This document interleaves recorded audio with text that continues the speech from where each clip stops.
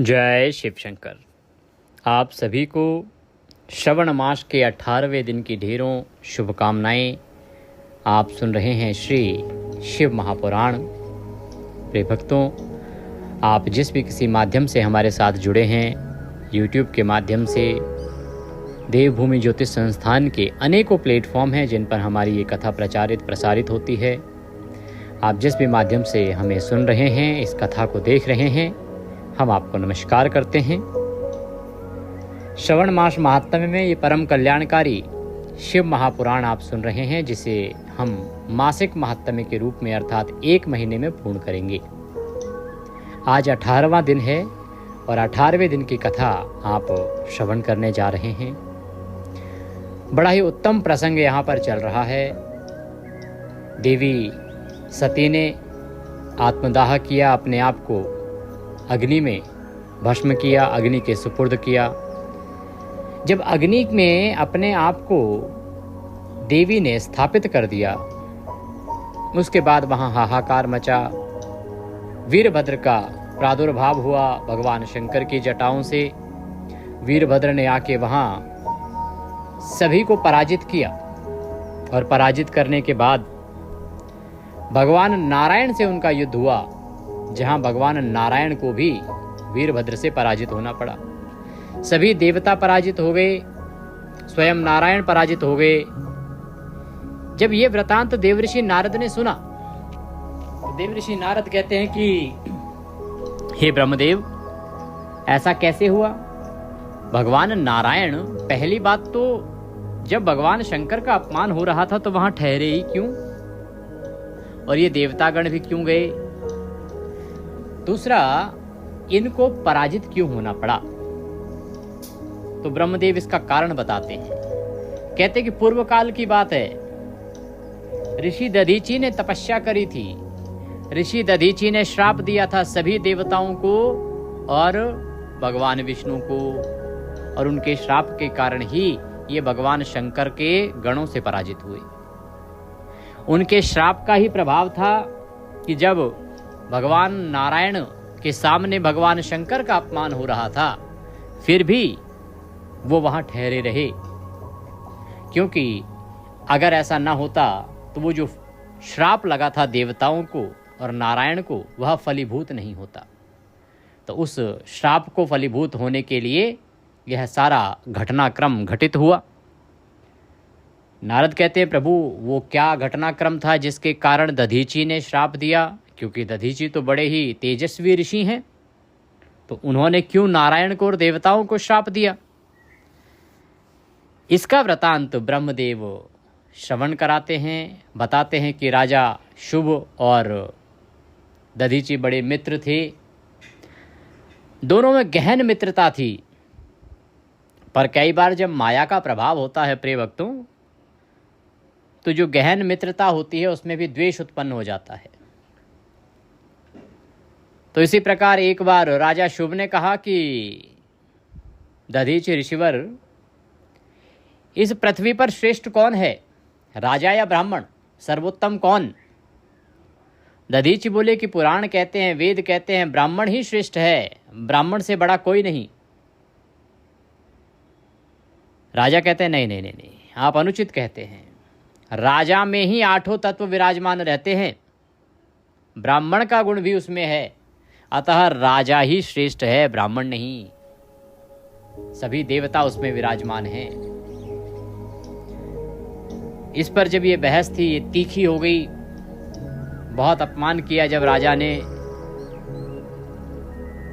तो ऋषि दधीची को क्रोध आया। उन्होंने राजा के मस्तक पर लात मारी।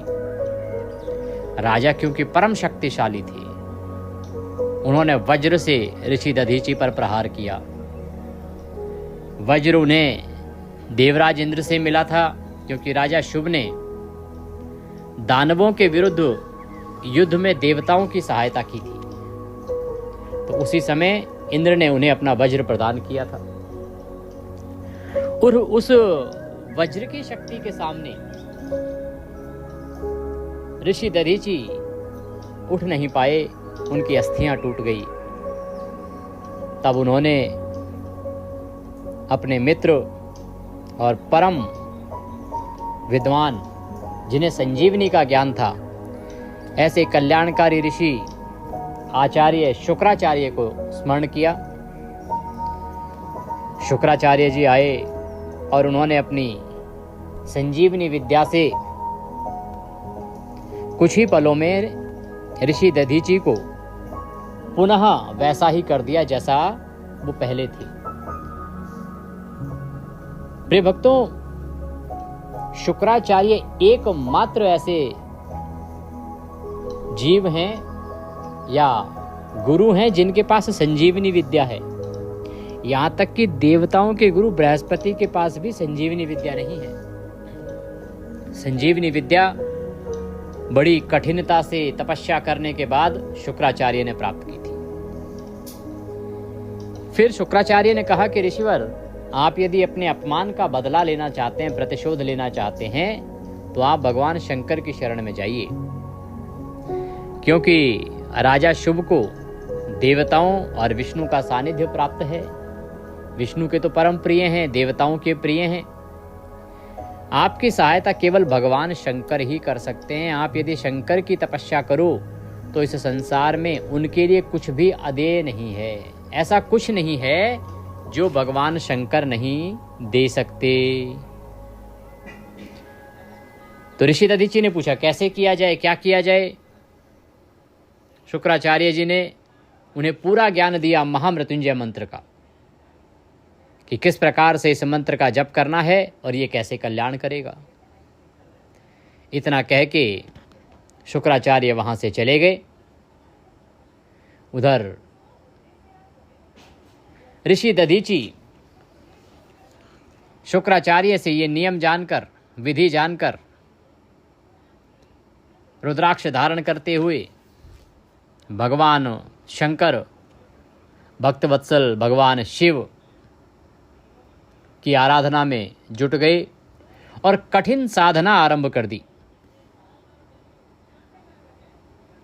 बड़ी कठिन साधना करी उन्होंने। मंत्र का जप आरंभ किया, भगवान के प्रति अपने आप को समर्पित कर दिया। बड़े दीर्घ काल तक उस मंत्र का जप और तपस्या द्वारा भगवान शंकर की आराधना करके दधीची ने महामृत्युंजय शिव को संतुष्ट कर लिया, प्रसन्न कर लिया भगवान शंकर को। और उस जब भगवान भक्तवत्सल शिव प्रसन्न हुए तो दधीची के प्रेम के वश में हो गए और भगवान शंकर दधीची के सामने प्रकट हुए। अपने प्रभु शंभु का साक्षात दर्शन करके मुनीश्वर दधीची को बड़ी प्रसन्नता हुई। उन्होंने दोनों हाथ जोड़कर भक्ति भाव से भगवान शंकर का स्तवन किया, स्तुति की। तब उन मुनि के प्रेम से प्रसन्न हुए भगवान शिव ने उन च्यवन कुमार दधीची से कहा कि तुम वर मांगो, मैं तुम्हारी भक्ति से प्रसन्न हूं। भगवान शिव का यह वचन सुनकर भक्त शिरोमणि दधीची दोनों हाथ जोड़ नतमस्तक हो भक्तवत्सल शंकर से बोले, देव देव महादेव, मुझे 3 वर दीजिए। क्या वर मांगे? दधीची कहते कि मेरी हड्डी वज्र हो जाए, अर्थात मेरी हड्डी वज्र के समान हो जाए, टूटे ही ना कभी, कोई मेरा वध ना कर सके, मैं अवध्य हो जाऊं, कोई मार ना सके मुझे, और मैं सर्वत्र अधीन रहूं, मुझे कभी दीनता प्राप्त ना हो। दधीची का ये वचन सुन के परमेश्वर शिव ने कहा तथास्तु, और कह के उन्हें 3 वर दे दिए। अब शिवजी से 3 वर पाकर वेद मार्ग में प्रतिष्ठित महामुनि दधीची आनंद मग्न हो गए और फिर से अपने दुश्मन, अपने शत्रु राजा शुभ के दरबार में पहुंच गए। क्योंकि प्रतिशोध बड़ी चीज होती है और किसी ब्राह्मण को यदि इस प्रकार का क्रोध आ जाए तो वह प्रतिशोध लिए बिना छोड़ता नहीं है। वह बड़ा परम तेजस्वी विद्वान है। राजेंद्र शुभ के मस्तक पे फिर से पहुंच के उन्होंने लात मारी। राजा शुभ को बहुत क्रोध आया और उन्होंने फिर से दधीची पर वज्र से प्रहार कर दिया। राजा शुभ जो हैं वो भगवान विष्णु के गौरव से अधिक गर्व में भरे हुए थे, बहुत घमंड था उनको भी। परंतु जब शुभ ने इस बार अस्त्र चलाया तो वज्र जो है परमेश्वर शिव के प्रभाव से महादधीची को कुछ भी हानि ना पहुंचा सका। इस बार कुछ प्रभाव नहीं हुआ। इससे शुभ को बड़ा विस्मय हुआ, बड़ी हैरानी हुई कि ये क्या हो रहा है कि वज्र के प्रहार से भी दधीची को कोई प्रभाव ही नहीं पड़ रहा है। मनुष्य दधीची की अवध्यता, अधीनता तथा वज्र से भी बढ़ चढ़कर प्रभाव देखकर ब्रह्म कुमार शुभ के मन में बड़ा आश्चर्य हुआ। उसे बड़ी हैरानी हुई कि इतनी शक्ति के बाद भी कोई प्रभाव क्यों नहीं हो रहा। उन्होंने शीघ्र ही वन में जाकर तपस्या आरंभ करी। गरुड़ध्वज भगवान मधुसूदन को संतुष्ट किया। उन्होंने राजा को दिव्य दृष्टि प्रदान की। उस दिव्य दृष्टि से जनार्दन देव का दर्शन करके उन गरुड़ध्वज शुभ ने प्रणाम किया और प्रिय वचनों द्वारा उनकी स्तुति करी। तत्पश्चात नारायण देव का पूजन और स्तवन करके राजा ने भक्ति भाव से जनार्दन के चरणों में मस्तक रखकर प्रणाम करके उन्हें अपना अभिप्राय सूचित किया, उन्हें अपनी बात बताई। राजा बोले, भगवान, दधीची नाम से प्रसिद्ध एक ब्राह्मण हैं जो धर्म के ज्ञाता हैं। उनके हृदय में विनय का भाव है। वे पहले मेरे मित्र थे। इन दिनों रोग शोक से रहित मृत्युंजय महादेव जी की आराधना करके वे कहीं उन्हीं कल्याणकारी शिव के प्रभाव से समस्त अस्त्र शस्त्रों द्वारा सदा के लिए अवध्य हो गए हैं। एक दिन उन महातपस्वी दधीची ने भरी सभा में आकर अपने बाएं पैर से मेरे मस्तक पर बड़े वेग से अवहेलना पूर्वक प्रहार किया और बड़े गर्व से कहा, मैं किसी से नहीं डरता। राजा कहता है, हे हरे, वे मृत्युंजय से उत्तम वर पाकर अनुपम गर्व से भर गए हैं। तो महात्मा दधीची की अवध्यता का समाचार जानकर श्री हरि ने महादेव जी के अतुलित प्रभाव का स्मरण किया। फिर वे ब्रह्मपुत्र राजा शुभ से बोले कि राजेंद्र, ब्राह्मणों को कहीं थोड़ा सा भी भय नहीं है। भूपते, विशेषतः रुद्र भक्तों के लिए तो भय नाम की कोई वस्तु ही नहीं है। यदि मैं तुम्हारी ओर से कुछ करूं तो ब्राह्मण दधीची को दुख होगा और वह मुझ जैसे देवता के लिए भी श्राप का कारण बन जाएगा। भगवान स्वयं कहते हैं कि मान लो मैं तुम्हारी तरफ से वहां दधीची से युद्ध भी करूं या कुछ भी करूं तो वो क्रोध में आके मुझे श्राप दे देंगे। राजेंद्र, दधीची के श्राप से दक्ष के यज्ञ में सुरेश्वर शिव से मेरी पराजय होगी और फिर मेरा उत्थान भी होगा। महाराज, इसलिए मैं तुम्हारे साथ रहकर कुछ करना नहीं चाहता। मैं अकेला ही तुम्हारे लिए दधीची को जीतने का प्रयत्न करूंगा कि तुम जाओ, मैं देखता हूं कि मैं तुम्हारे लिए क्या कर सकता हूं, कैसे दधीची को जीत सकता हूं। क्योंकि जो विधि का विधान है वो तो यही है कि मुझे इसके बाद श्राप अवश्य मिलेगा। तो इस प्रकार शुभ जो हैं शीश नवाकर महल में चले गए। उधर भक्तवत्सल भगवान विष्णु अपने भक्त शुभ का हित साधन करने के लिए, उनकी सहायता करने के लिए एक ब्राह्मण का रूप धारण करते हैं। भगवान ने एक ब्राह्मण का रूप धारण किया और पहुंच गए कहाँ? ऋषि दधीची के आश्रम पर ब्राह्मण बन के भगवान नारायण पहुंचे।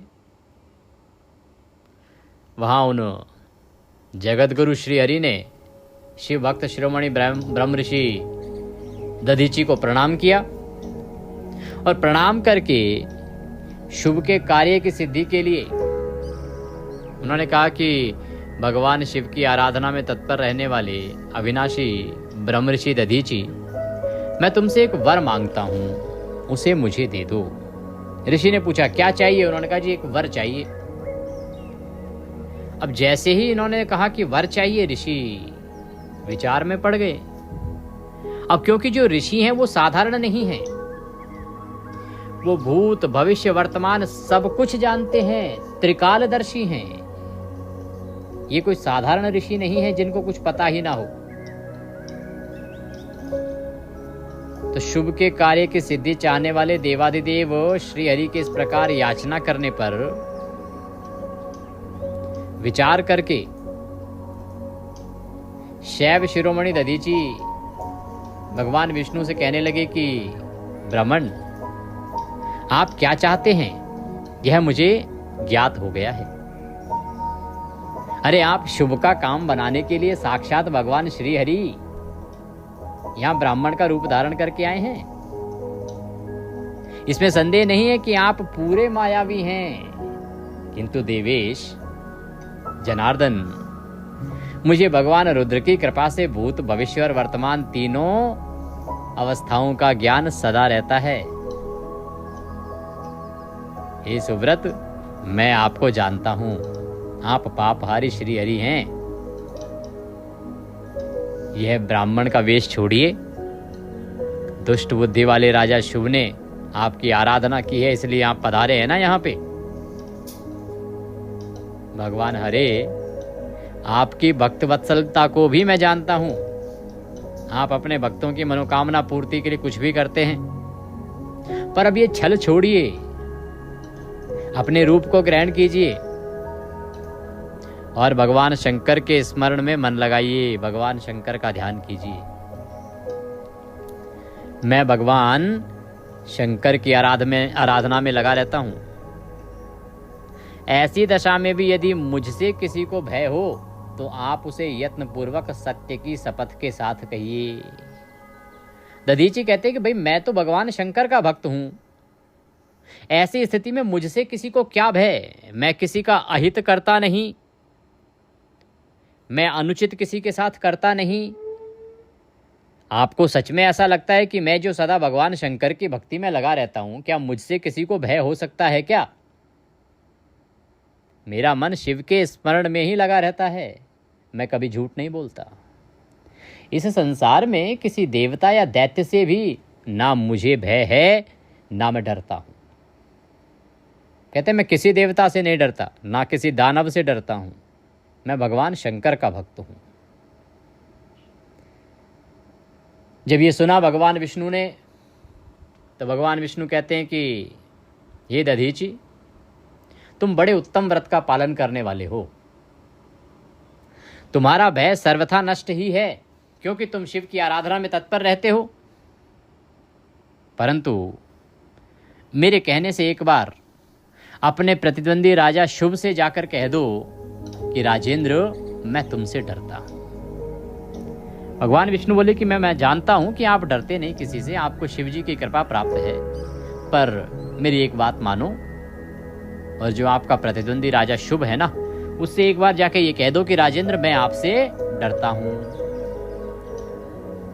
प्रिय भक्तों, भगवान विष्णु का ये वचन सुनकर शैव शिरोमणि महामुनि दधीची निर्भय रहे, डरे नहीं, और हंसकर बोले, मैं देवाधिदेव पिनाक पाणी भगवान शंभू के प्रसाद से कहीं भी कभी भी किसी से और किंचन मात्र भी नहीं डरता, सदा ही निर्भय रहता हूं।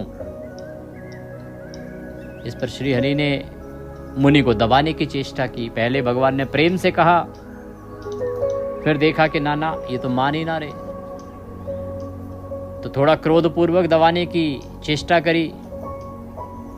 उधर देवता भी आ गए, देवताओं ने भी नारायण का साथ दिया। शस्त्र प्रहार आरंभ हो गया जी, परंतु सबके अस्त्र कुंठित हो गए, धार समाप्त हो गई। फिर भगवान विष्णु ने अनगिनत गणों की सृष्टि की। भगवान विष्णु ने अपने गण बनाए, परंतु महर्षि दधीची ने उनको भी भस्म कर दिया। तब भगवान ने अपनी अनंत विष्णु मूर्ति प्रकट की। यह सब देखकर च्यवन कुमार ने वहां जगदीश्वर भगवान विष्णु से कहा, महाबाहो, माया को त्याग दीजिए। जब भगवान ने अपनी जो विराट स्वरूप है भगवान का वो प्रकट कर लिया तो दधीची बोले कि हे महाबाहो, इस माया को त्याग दीजिए। विचार करने से यह प्रतिभा समात्र प्रतीक्त होती है। माधव, मैंने शास्त्रों दुर्विज्ञ वस्तुओं को जान लिया है।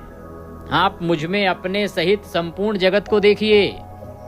निरालस्य होकर मुझ में ब्रह्मा एवं रुद्र भी, उनका भी दर्शन कीजिए। मैं आपको दिव्य दृष्टि देता हूं। दधीची ने कहा, क्या दिखा रहे हैं आप मुझे? अरे अपनी माया को छोड़िए, मैं दिखाता हूं आपको। मैं आपको दिव्य दृष्टि देता हूं। देखिए मेरे भीतर आप स्वयं भी दिखाई देंगे, रुद्र दिखाई देंगे, ब्रह्मा दिखाई देंगे, ये संसार दिखाई देगा। आप मुझे दिव्य विराट स्वरूप दिखा के डराने की चेष्टा करते हैं। ये सब तो मेरे भीतर रचा बसा है। ऐसा कह के भगवान शिव के तेज से पूर्ण शरीर वाले च्यवन कुमार दधीची मुनि ने अपनी देह में समस्त ब्रह्मांड का दर्शन करा दिया। साहब, पूरा ब्रह्मांड दधीची ने अपने शरीर में दिखा दिया भगवान विष्णु को। तो भगवान विष्णु को उनको और क्रोध आ गया। इतने में ही ब्रह्मदेव वहां पहुंच गए। राजा शुभ भी वहां उनके साथ थे। तब ब्रह्मदेव ने भगवान पद्मनाभ को तथा देवताओं को क्रोध करने से रोका कि भाई क्रोध ना करो, कुछ लाभ नहीं है इस क्रोध से, क्योंकि ये कोई साधारण ऋषि नहीं है और इन्हें भगवान शंकर की असीम कृपा प्राप्त है। तो ब्रह्मदेव की बात सुनकर उन सभी ने ब्राह्मण दधीची को परास्त करने का प्रयास बंद कर दिया। श्रीहरि उनके पास गए और उन्होंने मुनि को प्रणाम किया। तदंतर शुभ अत्यंत दीन हो मुनीश्वर दधीची के निकट गए और उन्हें प्रणाम करके प्रार्थना करने लगे कि मुनिश्रेष्ठ, शिव भक्त शिरोमणि, मुझ पर प्रसन्न होइए।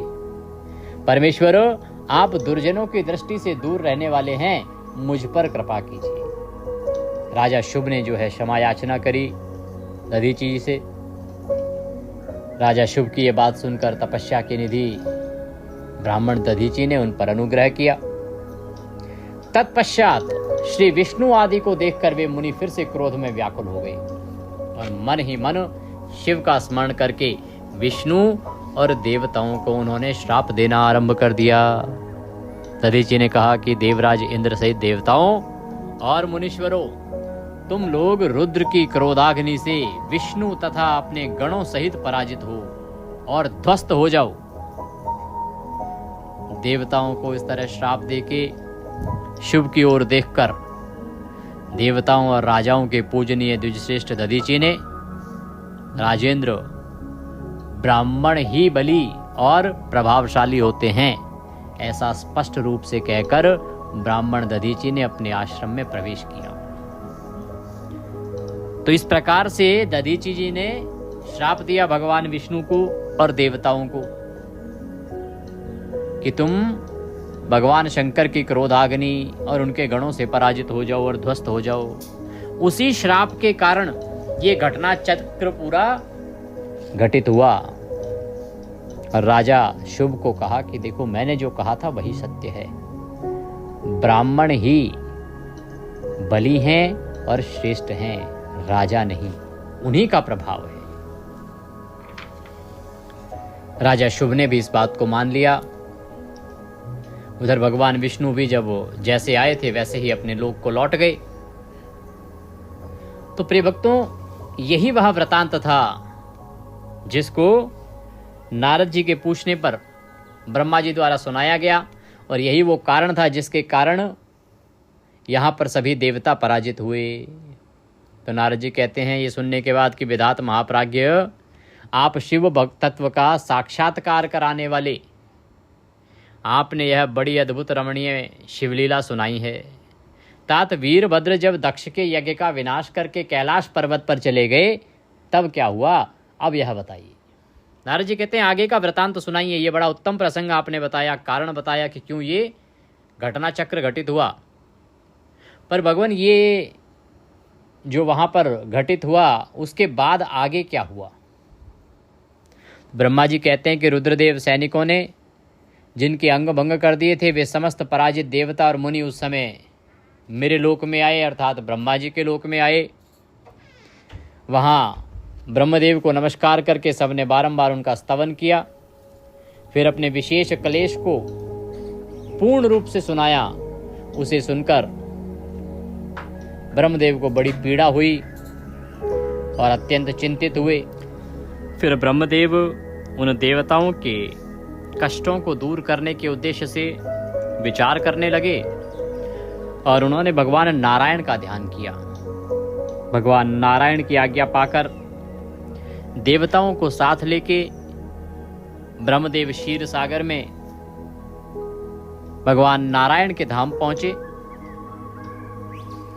भगवान नारायण के धाम पहुंचकर सभी ने मस्तक झुकाकर प्रभु को नमस्कार किया, स्तुति वंदन किया।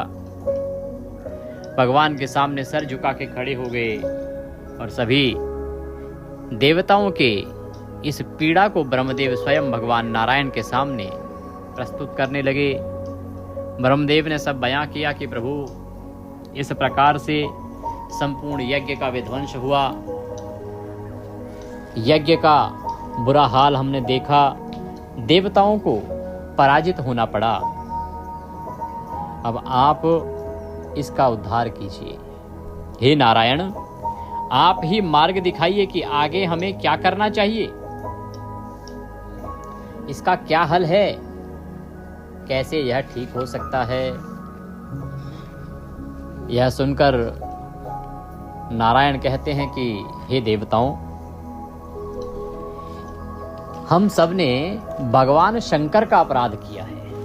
हम सभी भगवान शंकर के अपराधी हैं। अतः इसका हल केवल भगवान शंकर के द्वारा ही किया जा सकता है। भगवान शिव के अलावा कोई समर्थ नहीं है इस सब को ठीक करने में। ना दक्ष को जीवित किया जा सकता है, न जिन जिन को हानि हुई है उनकी हानि को दूर किया जा सकता है। हम सबको भगवान शंकर की शरण में जाना चाहिए। भगवान शंकर की शरण में जाके उनसे निवेदन करना चाहिए, क्योंकि वो भगवान पिनाक पाणी ही इसको ठीक कर सकते हैं।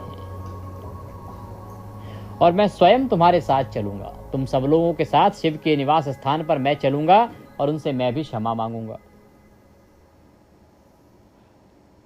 तो देवता आदि सहित ब्रह्मा आदि इस प्रकार आदेश देकर श्रीहरि ने देवगणों के साथ कैलाश पर्वत पर जाने का विचार किया।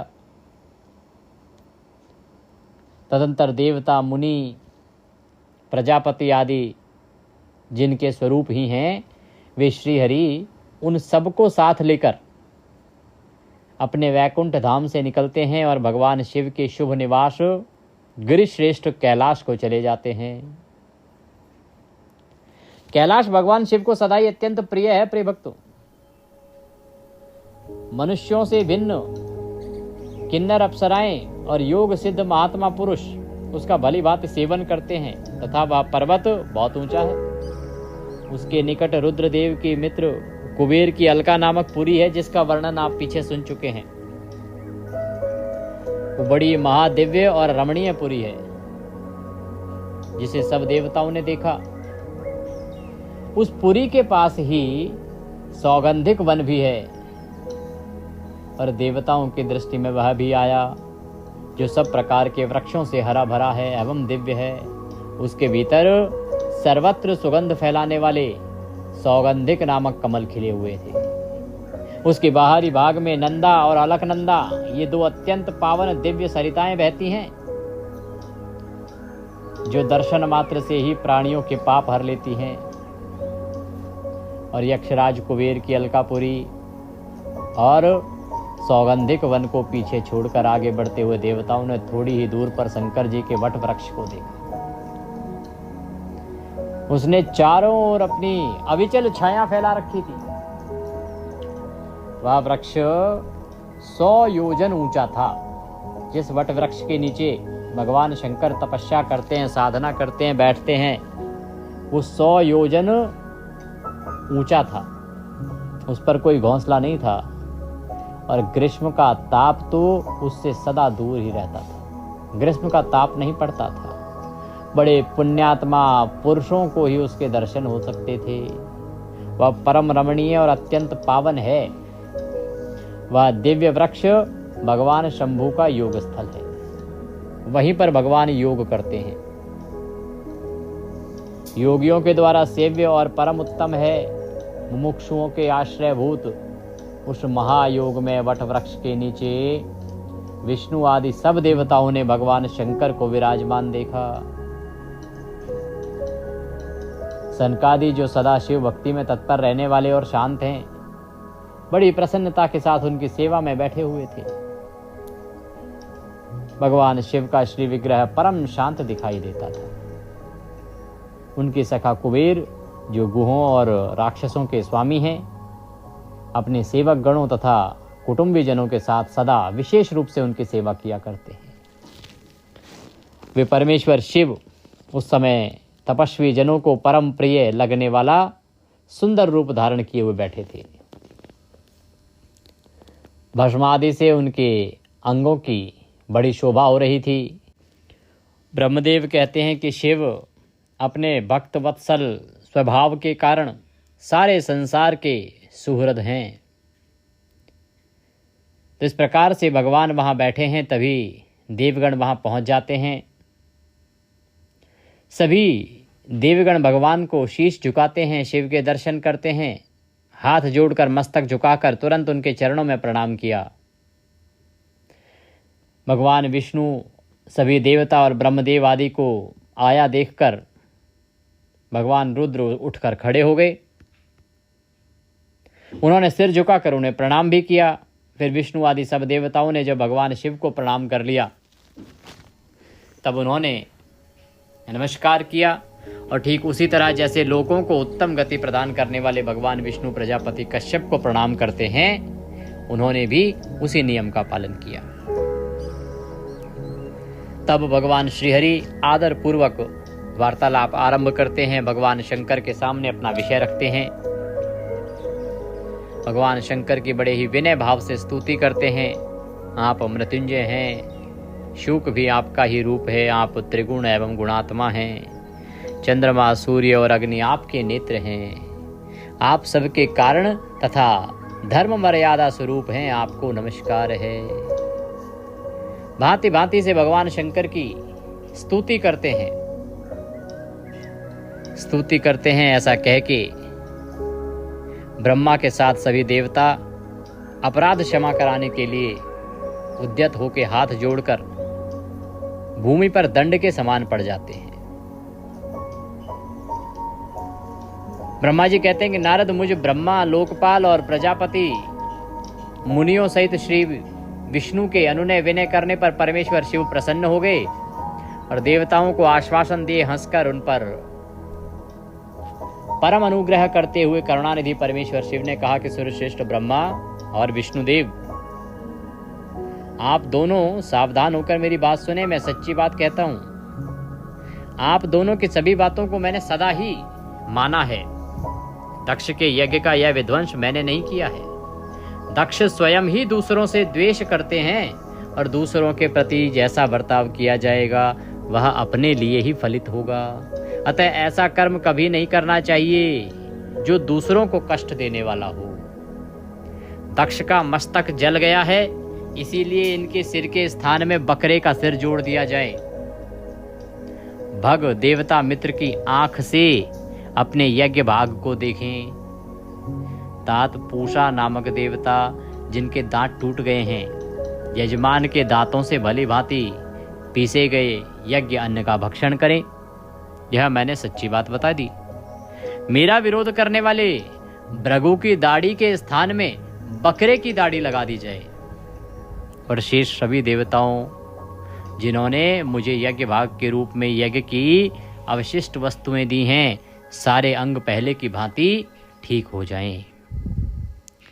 अधर्यु आदि याज्ञिकों में से जिनकी भुजाएं टूट गई हैं, वे अश्विनी कुमारों की भुजाओं से, और जिनके हाथ नष्ट हो गए हैं वे पूषा के हाथों से अपने काम चलाएं।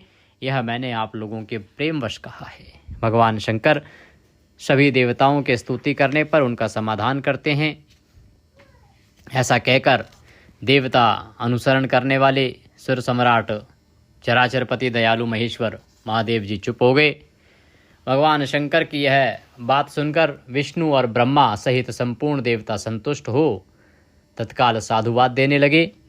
तदंतर भगवान शंभु को आमंत्रित करके ब्रह्मा और देव ऋषियों के साथ भगवान विष्णु अत्यंत ही हर्ष के साथ दक्ष की यज्ञशाला की ओर चल दिए। दक्ष की यज्ञशाला में पधारे। उस समय रुद्रदेव वहाँ यज्ञ और विशेषतः देवताओं तथा ऋषियों का जो वीरभद्र द्वारा विध्वंस किया गया था उसे भगवान शंकर ने देखा। स्वाहा स्वधा पूषा तुष्टि धृति सरस्वती अन्य समस्त ऋषि पितृ अग्नि अन्य अन्य बहुत से यक्ष गंधर्व राक्षस वहां पड़े थे। उन सबको देखा गया। तब भगवान शंकर ने वीरभद्र को बुलाया और कहा कि महाबाहु वीरभद्र, यह तुमने कैसा काम किया?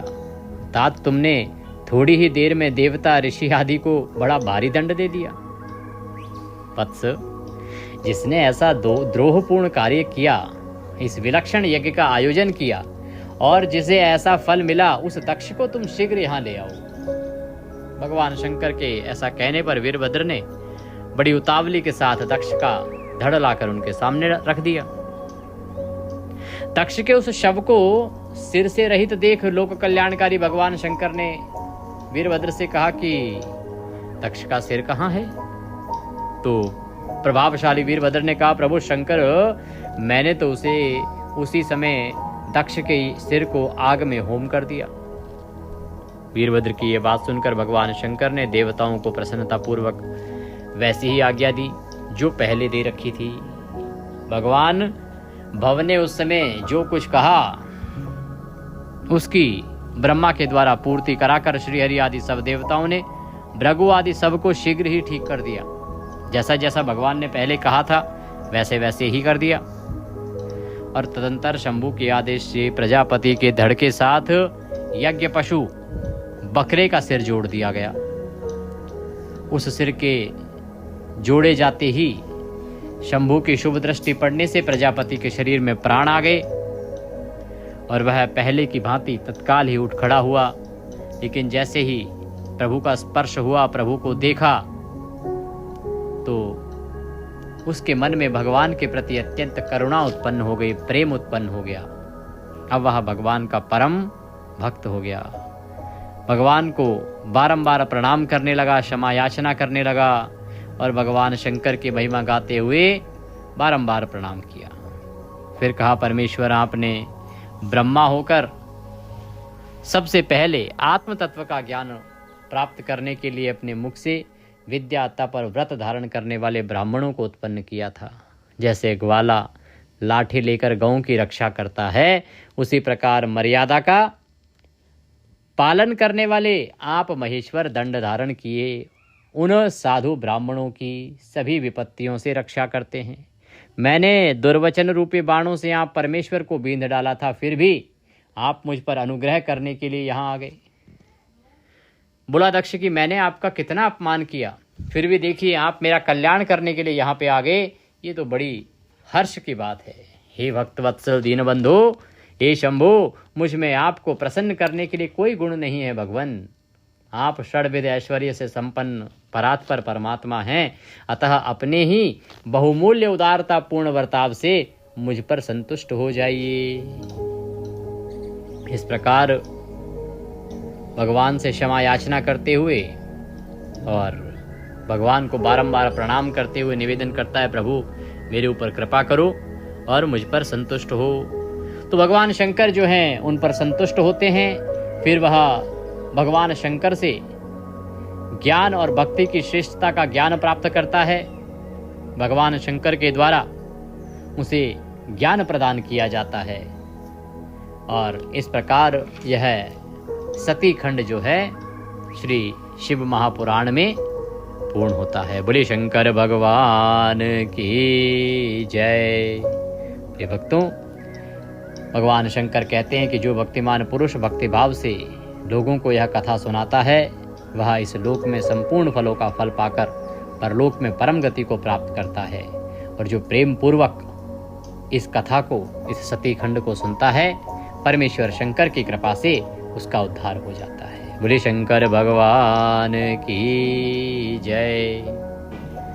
तो आज रुद्र संहिता का सती खंड जो है संपूर्ण होता है और कल से हम पार्वती खंड आरंभ करेंगे।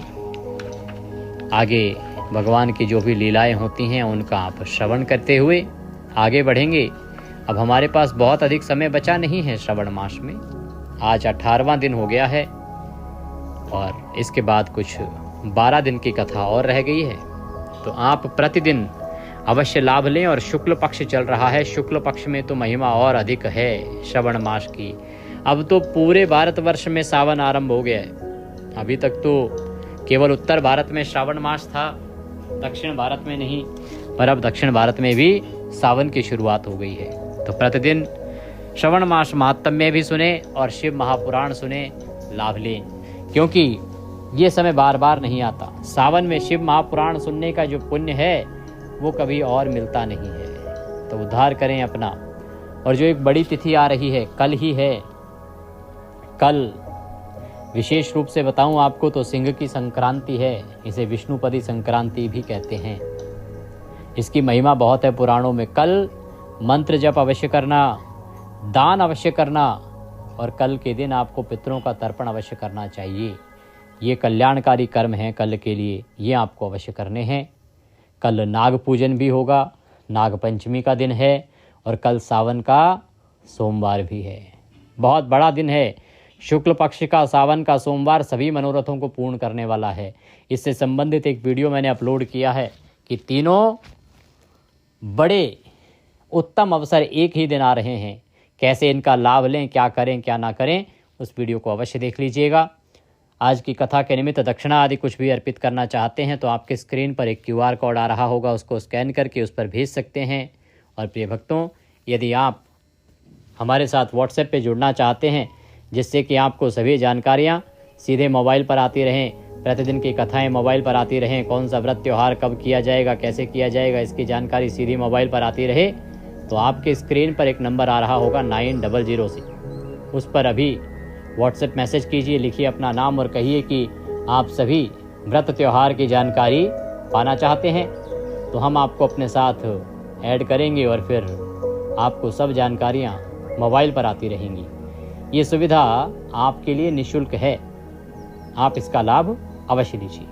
भगवान शंकर आप सबका कल्याण करें। हर हर महादेव। जय शिव शंकर।